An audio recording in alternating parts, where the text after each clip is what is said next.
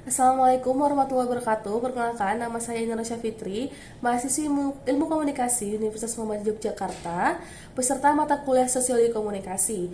Pada hari ini, saya akan menjelaskan mengenai fans kultur, consumer kultur, ruang publik, dan masyarakat digital. Untuk yang pertama, saya akan menjelaskan mengenai fans kultur. Apa sih itu fans kultur? Fans kultur adalah sekelompok orang yang mencurahkan emosi dan waktunya untuk idola, buku, film, dan lain-lain. Saya akan mengambil contoh di lingkup idola. Seperti yang kita ketahui di era sekarang ini, terutama dari Korea ya, terutama itu banyak banget idol Korea yang sudah masuk ke industri hiburan di Indonesia. Contohnya seperti boy group BTS, NCT, Seventeen maupun girl group seperti Red Velvet, Twice, Seraphim dan lain-lainnya.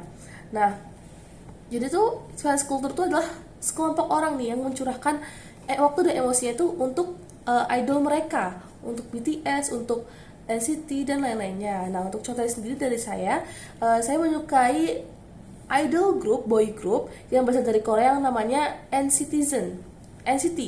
Nah, di NCT itu mempunyai fandom atau fans yang bernama NCTzen.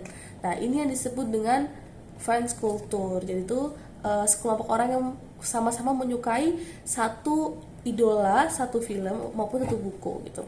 Nah, lalu yang kedua saya akan menjelaskan mengenai consumer culture. Nah, consumer culture adalah era konsumen, terus semakin banyak identitas pribadi, lalu hubungan manusia semakin banyak mediasi melalui konsumsi. Nah, untuk contohnya seperti ini. Dulu tuh sebelum adanya Gojek, masyarakat tuh pasti membeli makanan atau ngambil barangnya itu melalui secara langsung. Sedangkan sekarang di zaman era digital sekarang ini sudah adanya Gojek, Grab, Maxim dan lain-lain itu memudahkan masyarakat untuk membeli barang, membeli makanan, minuman dan lain-lainnya.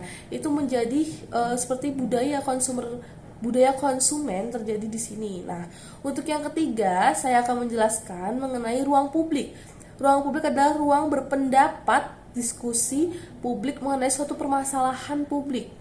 Contohnya itu kayak kita nih main Instagram, kita main Facebook, atau kita main Twitter, itu dimana kan kita berinteraksi dengan orang lainnya. Kita tuh memberikan pendapat kita terhadap suatu masalah ataupun suatu konten yang ada di media sosial tersebut. Nah, contohnya tuh kayak misalnya saya tuh memberikan komentar kepada idola saya di Instagram mengenai penampilannya tadi di konser, wah sangat mengagumkan gini-gini. Nah, sedangkan orang lain tuh memberikan pendapatnya berbeda dengan saya, mungkin mereka bisa menganggap konser itu kurang bagus atau bagaimana. Itu yang disebut dengan ruang publik. Jadi itu kayak ruang yang untuk berdiskusi, berpendapat. Nah, itu tuh ruang kebebasan gitu. Nah, itu yang disebut dengan ruang publik.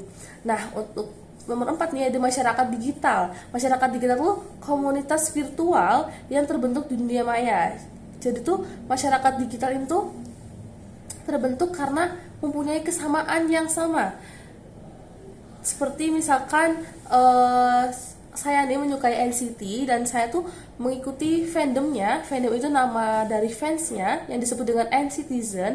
Dimana saya akan mengikuti grupnya, grup-grup NCTzen, grup WhatsApp, mungkin grup Facebook atau grup Instagram. Nah, itu karena kita mempunyai kesamaan idola, jadi tuh kita tuh sama-sama membentuk komunitas virtual.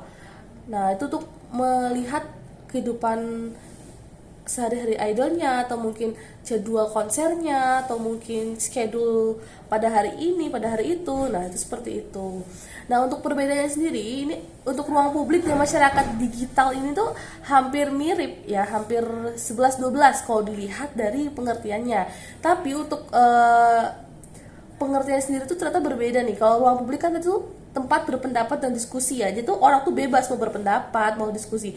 Sedangkan di masyarakat digital itu lebih ke lebih ke lebih ke satu komunitas yang sama. Nih, kalau di ruang publik itu tuh masyarakatnya tuh luas tuh, boleh berpendapat, boleh ngasih diskusi. Nah, sedangkan di masyarakat digital ini tuh itu komunitas virtual yang punyai persamaan pendapat gitu, kayak kesamaan tujuan ya. Itu yang bikin beda antara ruang publik dan masyarakat digital. Nah, jadi ini pengertian dari empat itu, mulai dari fans kultur, consumer kultur, ruang publik, dan masyarakat digital. Nah, mungkin maaf bila ada salah kata. Sebelumnya terima kasih. Wassalamualaikum warahmatullahi wabarakatuh.